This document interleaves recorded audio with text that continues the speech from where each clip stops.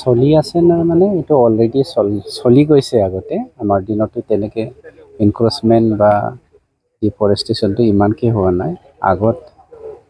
আমাৰ BTC অঞ্চলত 34% হ'ল ফৰেষ্ট এৰিয়া টোটেল লেণ্ডৰ 34%টো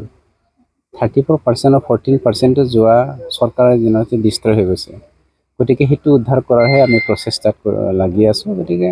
আমি আশা কৰোঁ কম দিনৰ ভিতৰত আমি এফৰেষ্টেশ্যন কৰিবলৈ আৰু সক্ষম হ'ম চাওক ঢলপানী আৰু লাওপানী দুটা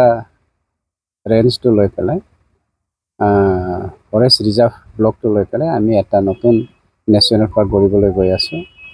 চাগে ইয়াৰ নামকৰণটো ৰাইজে বিচৰা ধৰণে চিকনাজাৰ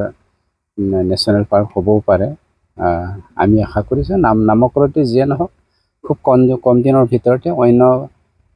3 নম্বৰৰ কাৰণে BTC অঞ্চলত নেশ্যনেল পাৰ্ক এটা হ'বলৈ গৈ আছে চক্ৰশিলাটোতো আমাৰ এনে ৱাইল্ড লাইফ হিচাপে আছে চক্ৰশিলা আৰু বৰনদী আমি চক্ৰশিলা আৰু বৰনদীটো কেনেকৈ ডেভেলপ কৰিব লাগে ইয়াৰ কাৰণে গভৰ্ণমেণ্ট অফ ইণ্ডিয়াৰ চেণ্ট্ৰেল ফাণ্ডটো আমি আনি আছোঁ আৰু যোৱাবাৰ আমি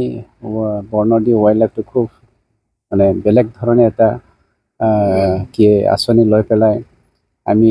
তাক সজাই তুলিছোঁ আপুনি যদি আজি বৰনদীত যায় গৈ নিজকে খুব সন্তুষ্ট লভিবলৈ সক্ষম হ'ব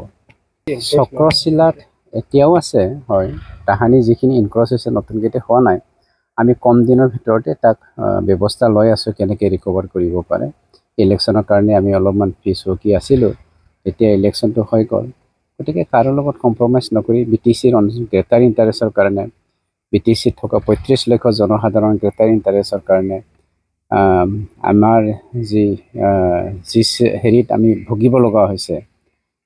মানে এটা আমাৰ কাৰণে দুৰ্যোগ ক'লেও বেয়া নহয় আজি অসমৰ নিচিনা এখন ঠাইত মানে 40 ডিগ্ৰী চেলচিয়াছ গৈছে সেইটো খুব দুখজনক কথা ইয়াৰ পৰা আৰোগ্য পাবৰ কাৰণে আমি সকলোৱে লাগি ভাগি কাম কৰিব লাগিব